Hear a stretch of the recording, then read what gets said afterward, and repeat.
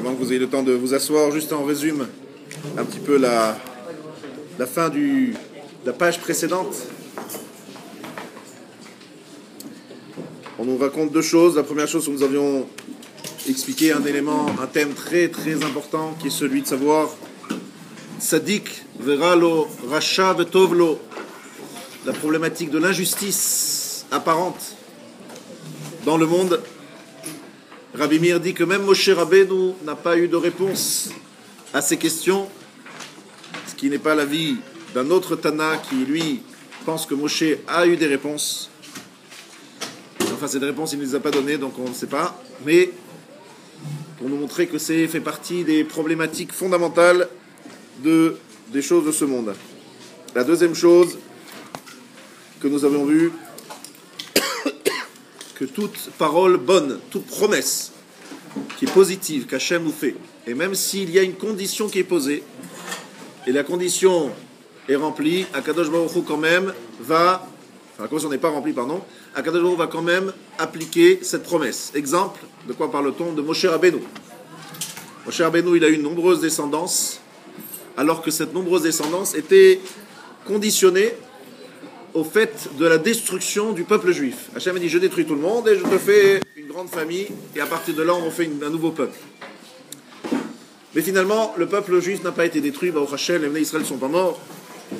Donc, normalement, il ne doit pas appliquer cette condition, cette promesse, puisqu'elle était sous condition. Réponse, Akadosh Baruch Hu, lorsqu'il promet quelque chose de positif, même s'il pose une condition, il fait quand même sa promesse, Rébrasil, sa promesse, et il y a des choses incroyables écrites dans la Gemara, comme quoi Moshe aurait eu 600 000 descendants. Bien. Là-dessus, nous commençons le Daf Zayin Amud Bet en haut. Nouvelle page. Amar Rabbi Yochanan, Mishum Rabbi Shimon ben Yochai. De nombreuses paroles de Rabbi Yochanan au nom de Rabbi Shimon ben Yochai. Rabotai, de tels enseignements, il faut écouter. Rabbi Shimon ben Yochai. Miyom shebara Kadosh Baruch Hu et haolam. Lo haya adam shekerao la Kadosh Baruch Hu adon. Depuis le jour où Akadosh Baruch Hu a créé le monde, il n'y avait pas un homme qu'Akadosh Baruch Hu, qui a appelé Akadosh Baruch Hu Adon. Adon, ça veut dire le maître, jusqu'à ce que vienne Avraham. Dans le chapitre 15 de Bereshit, c'est écrit Vayomar Adonai Elohim Bama Eda Kirashena. Adoshem n'est pas écrit sous le forme du Yud Kevovke, du 4 tétragramme qu'on lit Adoshem. C'est écrit explicitement Aleph, Dalet, Nun, Yud. C'est la première fois qu'on le voit écrit dans la Torah. Et qui le dit, cette phrase? Qui l'a dit cette phrase? Avraham Avinu. Donc c'est la première fois que quelqu'un nomme Akadosh Baruch Hu Adon, le maître. Vous avez bien compris pourquoi? C'est logique, c'est pas juste un hasard. Avraham, c'est celui qui a rappelé au monde entier comment Akadosh Baruch Hu, c'était le maître du monde exclusif. Le monothéisme. C'est lui qui a développé tout ça. Il n'a pas simplement dit ce mot, cette phrase. Il dit ce mot. Il a vraiment transmis cela tous les jours. Merci. Ukrao Adon Shenema Vayomar Adonai Elohim Bama Eda Ki Rashena. Amar Rav Av Daniel Lo Neena Ela Bishvil Avraham. Rav dit que même Daniel n'a été répandu que par Avraham, par le mérite d'Avraham. Shenema Ve'ata Shema Elohenu Al El Tfilat Avdecha Ve'el Tachanunav.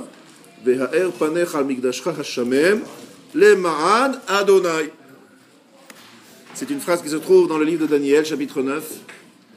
Il dit qu'Akadosh Baruch Hu écoute la prière de ton serviteur et ses supplications et éclaire ta figure, c'est-à-dire prends en pitié le Bet Hamikdash qui est détruit, et Harat Panim, le Ma'an Adoshem. Alors pourquoi est-ce qu'il utilise ce mot le man Adoshem? Parce qu'en fait, Daniel ici invoque le mérite d'Avraham, qui lui a dit le terme Adoshem, le premier, et il dit pour le mérite d'Avraham, fait en sorte, comme il dit la Gemara, le ma'amcha mibayele devant la Gemara. Il aurait dû dire pour toi, pas pour Adoshem. Et là, le man Avraham shekra'acha Adon. C'est une allusion à Avraham, au mérite d'Avraham, qui a appelé Akadosh Baruch Hu Adon. C'est pour cela que tu dois écouter ma prière, dit Daniel. Amar Rabbi Yochanan Mishum Rabbi Shimon ben Yochai Minayin Shel Meratzino L'Adam Beshat Kaaso. Deuxième fois que l'Agmara nous dit ça, d'où sait-on? Dit Rabbi Shimon ben Yochai qu'il ne faut pas essayer d'apaiser, de calmer quelqu'un en pleine colère. Quelqu'un qui est en pleine colère, c'est pas le moment d'essayer de le calmer. Sheneemar, comme il est dit, Panay Yelechu Ve'anichotilach. Il est écrit Panay Yelechu, c'est-à-dire mes figures iront. Alors ici, les figures dont on parle, il s'agit de faces coléreuses. Ve'anichotilach, on l'a déjà expliqué plus haut, c'est-à-dire qu'à ce moment-là, tu pourras trouver la menoucha, la sérénité. On peut retrouver. C'est-à-dire en fait, il ne faut pas qu'au moment où il est en colère, il n'y a pas à lui parler. Il veut lui parler, il va commencer à s'énerver un peu plus. Il se dit, ah, ça va monter, la mayonnaise va monter. Il faut attendre que ça passe un peu la colère, qu'il se calme un peu, et à ce moment-là, essayer de l'apaiser totalement. Mais en pleine colère, il ne faut pas s'adresser à cette personne. De Amar, Rabbi Yochanan, Mishum Rabbi Shimon ben Yochai, de nouveau, Rabbi Yochanan, au nom de Rabbi Shimon ben Yochai, Miyom, Shebara, Kadosh Baruch Hu et Olamo, Lo Haya Adam, Shehoda la Kadosh Baruch Hu, Ad Shebata Lea Veodato. Depuis la création du monde, il n'y avait pas un homme qui a remercié, Hoda'a, c'est remerciement, Modé, Toda. Il n'y a personne qui a remercié Hachem comme Léa. Qu'est-ce qu'elle a dit? Hapa'am Odet Hachem. Cette fois-ci, je vais remercier Hachem. De qui s'agit-il? De donner le nom de son fils Yehuda. Yehuda Milachon Hoda'a. Vous savez pourquoi est-ce que Léa, elle a remercié spécialement au quatrième fils? Parce qu'elle a fait un calcul. Il y a 4 femmes pour Yaakov, donc chacune 3. Là, c'est le quatrième, c'est un en plus. Donc je remercie. Donc Léa, c'est la première qui a remercié Hachem. Réhouven. Amar Rabbi Lazar, Amra Léa, Réhou, Ma Ben Beni, le Ben Chami. Explication de la Gemara sur le mot Réhouven. Réhouven, c'est un jeu de mots. Réhou, observez, regardez. Ben, un fils. C'est quoi le fils? Regardez quelle est la différence entre mon fils et le fils de mon beau-père. Deilou Ben Chami, le fils de mon beau-père, Afalga de Midate, Zavne, le Bechirute. Bien qu'il ait vendu volontairement son droit d'aînesse, Dirti, Vaim Koret Bechorato le Yaakov, puisqu'il a vendu son droit d'aînesse à Yaakov, il s'agit de qui? Esav. C'est donc écrit qu'il a vendu volontairement son droit d'aînesse. Chazou Maktibe, regardez ce qu'il décrit à propos de lui. Vaïstom, Esav et Esav, et Yaakov. Esav a haï et Yaakov. Ukti, Vayomer Achikarashmo Yaakov, Vayakveni Zepamaim. Voilà pourquoi on dit Esav qu'on a appelé son nom Yaakov, parce qu'il m'a trompé. Yaakov, Milachon, Yaakveni. Yaakveni, ça veut dire tromper. Bref, Esav, qui a vendu volontairement son droit d'aînesse, n'accepte pas le fait que la bénédiction ait été donnée à Yaakov. Pourquoi est-ce qu'il n'accepte pas? Tu as vendu ton droit d'aînesse. Le l'aîné maintenant, c'est Yaakov, donc c'est normal qu'il prenne le droit, qu'il prenne aussi la bénédiction qui est associée à la Bechora. Veilou béni, ça c'est mon Esav, mais mon fils, Avalgav de Al-Kaoche, Shakle, Yosef, le Brirou Séminé, bien que Yosef ait pris le droit d'aînesse de lui, dit-il, Bechal Yetsui Aviv, Nitna Bechorato, Libne Yosef. Donc c'est écrit que lorsqu'il a profané les couches de son père, il s'agit de Réhouven, qui a déplacé la couche de son père, tout le monde sait cette faute, Nitna Bechorato, Libne Yosef. Son droit d'aînesse a été transféré au fils de Yosef. Yosef, il avait 2 fils, Menaché et Ephraim. Ils ont pris une double part. Il y a la part de Menaché et la part d'Ephraim. C'est quoi ça veut dire? Une double part, c'est réservé au premier-né. Mais comme Réhouven a été destitué de son droit d'aînesse à cause de sa faute, eh bien, qui en a gagné? Qui l'a gagné? Qui l'a prise, cette double part? C'est Yosef. Afilo achi lo akanabe. Pourtant, il n'a pas été jaloux. Yosef n'a pas été jaloux de son frère Réhouven. Pardon, Réhouven n'a pas été jaloux de son frère Yosef. Dirtiv. Vaïshma Réhouven, Vayatzileu miyadam. Qui c'est qui a sauvé Yosef de l'idée d'avait les frères de tuer Yosef? C'était Réhouven. Réhouven a dit attendez, on va pas tuer notre frère. Pourtant, lui, il devait être jaloux. Si Yosef, il a pris le droit d'aînesse. Et donc, il aurait vouloir le tuer. Comme Esav a voulu tuer Yaakov, qui a pris le droit de. Alors, c'est pour ça qu'elle appelle Réhouven. Regardez ce fils. Et surtout, regardez entre, parce que Ben, ça veut dire entre aussi. Faites le lien, faites la comparaison entre mon fils, qui n'a pas été jaloux, qui n'a pas été rancunier, qui a voulu sauver Yosef, qui lui prend le droit d'aînesse, alors que Esav, qui est rancunier et jaloux, il veut tuer Yaakov, qui lui a pris la Beracha, alors que c'est lui-même, Esav, qui avait vendu la Bechora, le droit d'aînesse, et donc la Beracha est associée au droit d'aînesse. Bref. Donc elle a vu ça par prophétie, alors elle a vu par sa prophétie, exactement. Ruth, Maïrout, Amar Rabbi Yochanan. En fait, il faut savoir que chaque juif, chaque homme qui donne un nom à son fils, il a un peu de prophétie. On ne sait pas toujours pourquoi on donne le nom de nos enfants, mais Hachem nous donne ça dans la tête. Donc, si nous, des gens très simples, on a déjà un peu de névoie de prophétie, c'est Vaddaï, que Léa, elle l'a fait. ses grands-pères, ils ont réfléchi. Ouais, des fois c'est le grand-père. Donc c'est le grand-père, alors c'est aussi, Akadosh Baruch Hu, il fait en sorte que le nom du grand-père, il a un rapport avec l'enfant. Ruth, Maï Ruth, Amar Rabbi Yochanan, Shezarta, Veyatza Mimenu David, Shirivahu la Kadosh Baruch Hu Beshirot de Tishbachot. Ruth, encore une fois, on fait des drachot sur le nom. Ruth, Milachon Rivahu. Rivahu, ça veut dire quoi? On a vu, le man, Sfot, Rava, et Tatsmea, Rava, ça veut dire celui qui est désaltéré. Ça veut dire qu'en fait, littéralement, la traduction littérale, ça veut dire qu'il a désaltéré, il a donné à boire, entre guillemets, à Akadosh Baruch Hu, des louanges. En fait, ça veut dire, Ruth est à l'origine de David Ameler. Donc, David Ameler, c'est celui qui a chanté, qui a remercié Hachem, qui a loué Akadosh Baruch Hu. Donc, il a littéralement désaltéré, donné à boire, entre guillemets, donné ses shirot de Ishbachot. Donc, Ruth Rivaou. Milachon, c'est pour annoncer la naissance de David. Minalan de Shmagarim, d'où on sait que le nom et Garem, c'est-à-dire il entraîne, il a une influence, il représente quelque chose. Amar Rabbi Eliezer d'Amakra, lechu chazu mifalot Hashem, asher sam shamot ba'aretz. Al tikre shamot, et la shemot. Regardez les œuvres d'Hachem, qui a mis des shamot. Shamot, ça veut dire quoi? Ça veut dire quelque chose, mais ici la Gemara, elle va dire autre chose. Elle va dire que shamot, c'est shemot. Il a mis des noms dans la terre. Ça veut dire qu'Akadosh Baruch Hu, il a fait en sorte qu'il y ait des noms, et que les noms influence mifalot Hashem. Les actions d'Hachem sont liées aux noms qui sont donnés aux enfants que nous avons. Amar Rabbi Yochanan Mishum Rabbi Shimon ben Yochai. Rabbi Yochanan dit au nom de Rabbi Shimon ben Yochai, Kaché tarbut ra'a betor beto shel adam yoter memilchamat gog ou magog. Plus que la guerre. Alors c'est quoi tarbut ra'a? Ça veut dire lorsque quelqu'un malheureusement n'éduque pas bien son enfant. Et suite à cette mauvaise éducation, l'enfant tourne mal. Tarbut ra'a, c'est quelque chose, donc cet enfant qui tourne mal, c'est pire que la guerre de Gog et Magog. D'où le sait-on, chez Neymar, Mizmor le David, Bevocho mipne Avshalom beno. Mizmor le David, chant pour David lorsqu'il fuit devant Avshalom, son fils. Uktiv batre, Hachem marabut sarai, Rabbim kamimalai.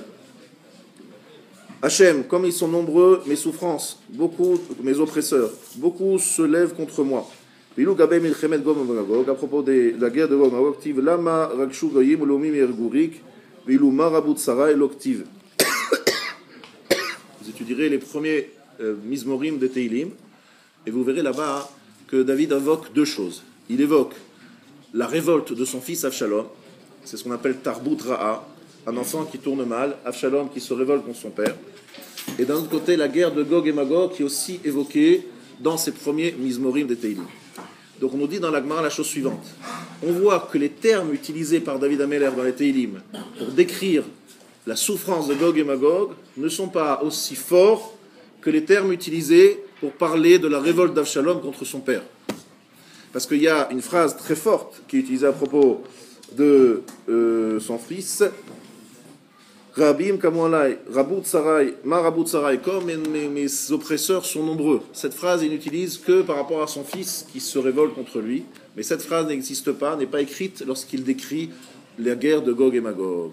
Donc on voit que c'est pire cela que cela. Veilou Marabut Sarai, l'octiv. C'est pas écrit cette phrase de Marabut Sarai. Regardez les premiers Mizmorim des Teilim, où vous verrez que c'est intéressant d'ailleurs de les relire. Mizmor, le David Vevochom Ibn Avshalom Beno. Dagmara reprend cette phrase. Chant pour David lorsqu'il a fui devant Avshalom son fils. Mizmor le David, Kina le David Mibaele. Un chant pour David, il est en train de parler de la révolte de son fils.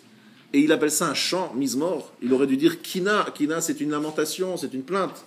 Voilà, comme ça, il aurait dû commencer son chapitre. Pas dire la chant de David, il parle de la révolte de son fils. Quel rapport entre un chant? C'est pas un chant. Regardez bien, regardez, c'est aussi un grand enseignement. Amar Avshalom ben Avishalom, Mashal ma davar domé. À quoi ça ressemble Adam Shiatsa Lav Shtachov Kodem Sheperao Hayatsev. Des fois, il y a des gens sortent contre eux une Shtachov, c'est-à-dire une lettre d'obligation, de créance. Il est obligé de payer, il a une dette de 100 000 euros par exemple. Eh bien, avant de la payer, il est Atsev, il est triste. Mais une fois qu'il a payé, il est heureux. Pourquoi il est heureux? Parce qu'il se dit, je me suis débarrassé de cette dette est payée. Pourtant, ça fait mal. Maintenant qu'il n'a plus les 100 000 euros dans la poche, il doit se sentir triste. Pourquoi est-ce qu'il est triste après avoir payé plutôt qu'avant d'avoir payé? Parce qu'avant d'avoir payé, il se dit, aïe, ça me menace, j'ai quelque chose sur la tête. Lorsqu'il a payé, il se sent soulagé. Il dit, voilà, ça y est, j'ai payé. Quel rapport avec notre sujet? Afkan David, Kivan Shamar Lo Akadosh Baruch Hu Neni Makim Alecha Ra Mi Betecha.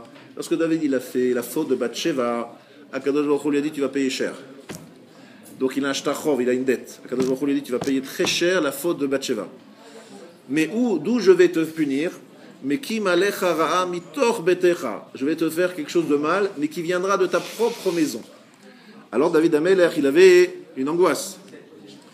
Aya Atsev, il était triste. Amar Shema Eved Mamzer, ou de l'Ochaïsala. Il dit peut-être que la révolte viendra d'un esclave ou d'un mamzer qui n'aura pas confiance en moi, qui n'aura pas pitié de moi. Kivan de Chazad Avshalom, ou Samach, Mishomachi Amar Mizmor. Comme il a vu que c'était Avshalom qui s'est révélé, il a dit je sais que c'est mon fils, comme c'est mon fils, il aura pitié de moi.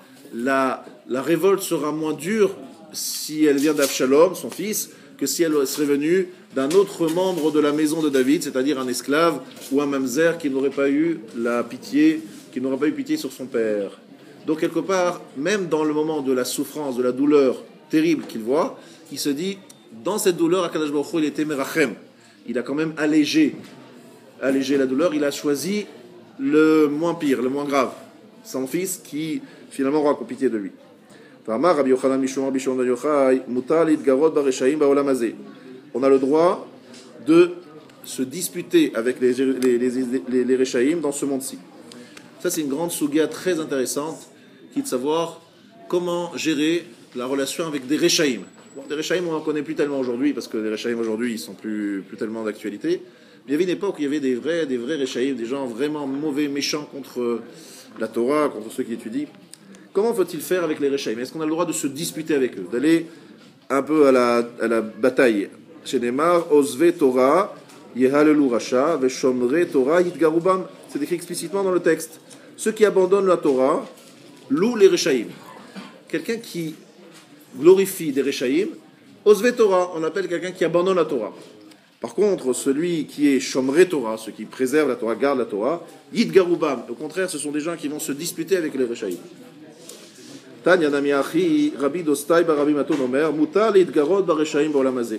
Il est autorisé de se disputer avec les méchants dans ce monde. Quelqu'un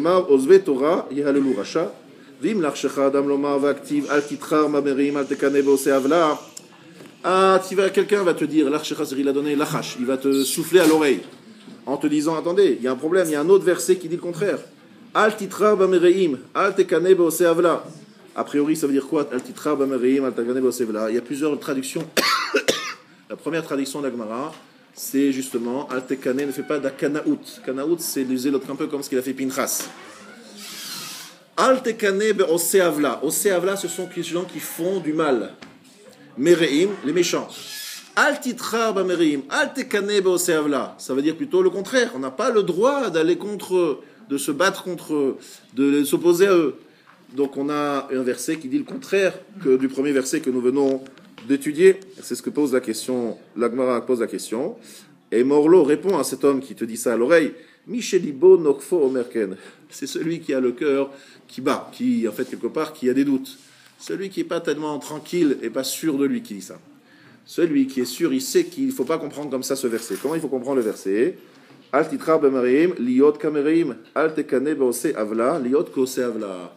La traduction des mots, comme c'est des mots qui ont plusieurs sens, il faut comprendre le sens différent. Al-titrar, itrarut, ça veut dire, en fait, être en compétition. Al-tekane, ne sois pas jaloux. Ça veut dire que si tu vois des Réchaïm qui sont en train de réussir, qui, dans la vie, tout va bien pour eux, et toi, tu es un grand sadique, mais malheureusement pour toi, la vie ne te sourit pas au niveau matériel. Peut-être beau, spirituellement c'est beau, mais au niveau... Alors tu as souvent le sentiment d'être un peu le dernier, tu dis oh là là, si j'étais comme eux, si j'avais le courage comme eux de transgresser Shabbat, de transgresser Yom Tov, j'aurais un bon poste, j'aurais un bon salaire, j'aurais ceci, cela. Al titrar ber merim, al tekane bosevla. Ne sois pas jaloux de ces gens-là qui réussissent en transgressant la Torah. Donc c'est tout à fait un autre sens. C'est dans le sens, pas dans le sens d'aller à l'encontre d'eux, de se battre contre eux, parce qu'il y a plusieurs traductions de ces deux mots.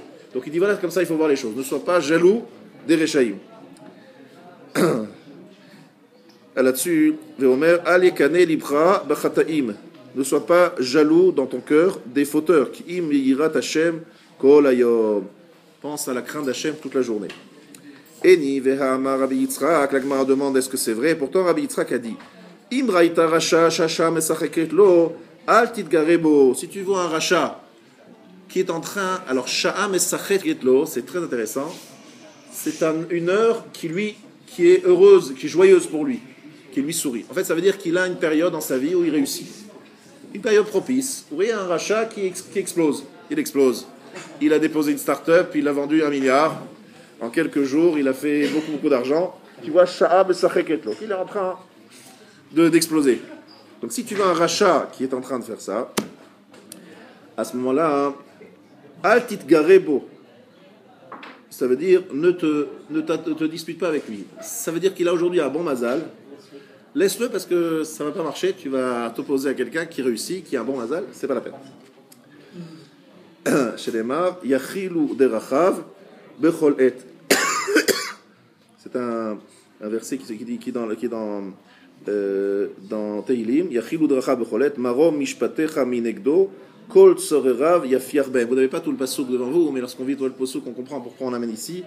Ça veut dire qu'en fait, quelque part, du ciel, on est en train de l'aider. Il a une aide. Ne te mets pas sur son chemin. Il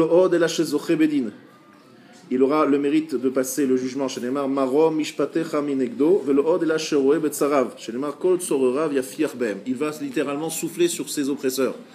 Il va réussir à la justice. Il va l'attaquer en justice. Eh bien, tu vas voir qu'il va réussir. Kol tsorerav, tous ceux qui l'oppressent, yafiar ben, il va leur donner un souffle, il va les enlever. Bref, on est devant une personne qui est en train de réussir, et le moment où il réussit, le mazal, il réussit tout. Tout ce qui le menace, il est en train de réussir. Qu'est-ce qu'on nous dit dans ces cas-là? Al tidgar le racha shasha mesachilot. Ne sois pas en train ne te mets pas à l'encontre d'un homme qui a un tel mazal. Donc c'est une question. D'un côté on nous dit qu'on a le droit, que c'est bien même de se disputer avec les Rechaim. D'un côté on nous dit que c'est pas bien et qu'il faut pas. Lokashia. Ha bemile d'idée, ha bemile d'ishmaya. Ça dépend de quoi on parle.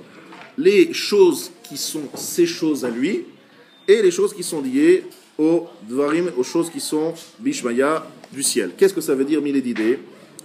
C'est par exemple si quelqu'un s'oppose à un rachat parce qu'il a des intérêts personnels. Il est dans ses affaires, dans ses problèmes personnels. Là, il ne faut pas s'opposer au rachat. Mais Milé d'Ishmaïa, s'il s'agit de s'opposer à lui parce qu'il y a des questions de Torah, de Yirat Shamayim, de mitzvot, ce n'est pas mes problèmes personnels, c'est Milé d'Ishmaïa. Là, on a le droit de s'opposer au rachat lorsqu'on le fait pour défendre les intérêts, entre guillemets, de la Torah et des mitzvot, etc. Pour protéger la Torah et les mitzvot, là, on a le droit de s'opposer au rachat. Ça, c'est la première réponse. Iba itema, avea bemile d'ishmaya. Dans les deux cas, on parle d'effectivement des choses du ciel, c'est-à-dire des choses spirituelles. Effectivement, il s'agit de défendre la Torah et les mitzvot. De l'okashia. Il y a une autre réponse, c'est pas difficile. Haberasha shasha mesacheketlo, haberasha she'en hasha mesacheketlo. On fait une différence entre une période où le rachat réussit et une période où il n'a pas de mazal particulier. Dans une période où il réussit, on voit qu'il y a un mazal. Même si c'est pour défendre la Torah et les mitzvot, ne t'oppose pas à lui, parce qu'il a le mazal. Par contre, si il n'a pas le mazal, ça ne veut dire pas qu'il n'a pas de mazal dans le sens inverse, il n'a pas spécialement de réussite, il n'est pas en train de faire le contraire, il n'a pas de réussite spéciale, dans ce cas-là, tu peux t'opposer à lui, c'est même bien de s'opposer à lui pour défendre la Torah et les mitzvot. Ça, c'est la deuxième réponse. Et la troisième réponse, Veibaitema, Havea Beshash Rasha Shamsela Mesacheketlo. On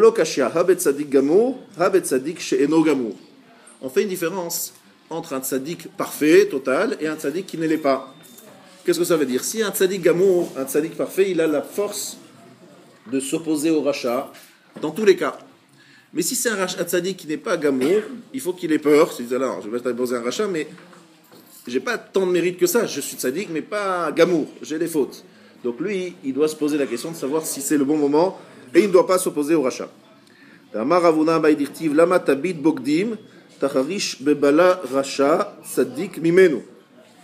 bien comment c'est écrit.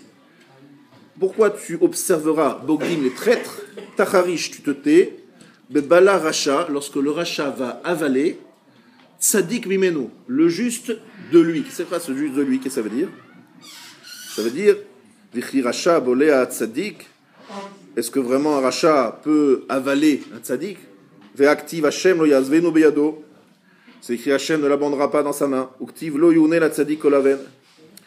Ou bien il n'arrivera pas au tzaddik, il n'aura pas de problème. Et la tzaddik limenu bolea, tzaddik gamour eno bolea. C'est-à-dire un tzaddik parfait. Effectivement, le rachat ne peut pas l'avaler, ne pas littéralement l'éradiquer. Par contre, un tzaddik qui n'est pas parfait, le rachat peut s'opposer à lui et réussir des fois à fortement l'embêter. Veibaitema, shachem sacheketo shani, autre possibilité, lorsque il réussit, c'est différent. Alors ici, nous allons résumer, parce que c'est un peu complexe, il y a beaucoup d'éléments. On va résumer les réponses et on va voir ce qu'il est décrit. Il y a très exactement ici, alors il y a beaucoup de marloquettes entre les acharonim pour savoir comment expliquer cette Gemara. Cette Gemara, elle est assez fine, mais on va résumer comme ça les choses restent claires. Qu'est-ce qu'on a appris? Première réponse, il n'y a pas de différence entre tzaddik gamour et tzaddik sheno gamour. C'est juste une question de savoir Shah mesacheketlo ou Shah sheno. La première réponse, pardon, c'est de savoir si milé de alma ou milé d'ishmaya. Ça, c'est la première réponse. Toute première réponse, c'est ça. C'est facile. Si je défends mes intérêts personnels, dans ce cas-là, je ne m'oppose pas à un rachat. Par contre, si je défends la Torah et les mitzvot, ça, je peux m'opposer à un rachat. C'est une réponse facile. Première réponse. La deuxième réponse, elle dit non. Même si tu protèges la Torah et les mitzvot, attention. Non, il faut pas dans tous les cas. Il faut attention. Il ne faut pas toujours s'opposer au rachat. Et des fois, il ne faut pas s'opposer à lui. Première réponse. La différence, c'est Sha'a mesacheketlo ou En Sha'a mesacheketlo. Est-ce qu'il réussit en ce moment ou pas? Cette réponse, elle dit ça dans tous les cas, que ce soit tzaddik gamour, tzaddik sheno gamour. Tu vois le rachat qui a une atzlacha, ne t'oppose pas à lui. Ça, c'est la première réponse. La deuxième réponse. Maintenant, la troisième réponse, on ne fait pas la différence entre rachat, Sha'a mesacheketlo ou rachat, En Sha'a mesacheketlo. La différence, c'est tzaddik gamour ou pas tzaddik gamour. Si je suis tzaddik gamour, j'y vais, j'attaque. Si je suis tzaddik sheno gamour, j'attaque pas. Peu importe s'il réussit, il réussit pas. Ça, c'est la troisième réponse. La quatrième réponse, c'est de faire les différences et de respecter les deux choses. Je suis un tzaddik gamour, je peux m'opposer même à un rachat qui réussit. Mais si je suis un tzaddik sheno gamour, si je ne suis pas un tzaddik gamour, je ne dois pas m'opposer à un rachat qui réussit. Par contre, je peux m'opposer à un rachat qui n'a pas une période de réussite. Ça veut dire qu'on mélange les deux éléments. Donc vous avez compris les différentes options, et on a ici quelques réponses possibles. Et donc la question ici de savoir, est-ce qu'il faut oui ou non s'opposer à un rachat? On voit que des fois c'est écrit oui, des fois c'est écrit non. Ça dépend donc. À la Chalemaasé, ici il écrit, il rapporte plusieurs postes qui me disent qu'il ne faut pas s'opposer aujourd'hui à Rechaïm par pouvoir répondre à toutes les conditions. C'est compliqué. Est-ce qu'on est sûr qu'on est tzaddik gamour? Qui sait qu'il est tzaddik gamour? Pas évident de savoir ça. Et deuxièmement, Shah mesacheketlo, ça veut dire quoi? S'il réussit, c'est pas évident de s'opposer à lui. La Chalamaasé, aujourd'hui, on essaie de ne pas s'opposer au Rechaïm parce qu'on ne sait pas sûr d'être dans tous les cadres précisés par cette Gemara. Mais sur le principe, si c'est un tzaddik gamour et qui défend la Torah, a priori, il pourrait s'opposer à un rachat, même si ce rachat réussit. Il a le droit de se disputer. Vous avez compris que ce n'est pas une dispute juste pour l'embêter. Il s'agit vraiment de défendre et de faire la guerre, quoi. De faire la guerre pour... Et on a vu dans l'histoire juive qu'il y a eu des tzaddikim qui ont défendu la Torah, même s'ils ont pris des risques. Parce que vous avez compris le problème, c'est qu'ils risquent le rachat de vouloir le poursuivre. Peut-être il peut mettre sa vie en danger ou la vie de ses familles.